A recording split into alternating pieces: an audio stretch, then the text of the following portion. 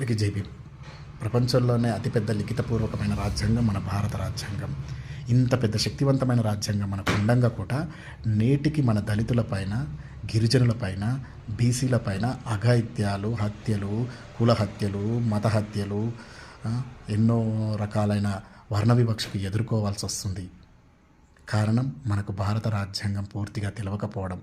ఇంత శక్తివంతమైన రాజ్యాంగం ఉండే కూడా మన పైన ఇలాంటి అఘాయిత్యాలు జరుగుతున్నాయి కదా.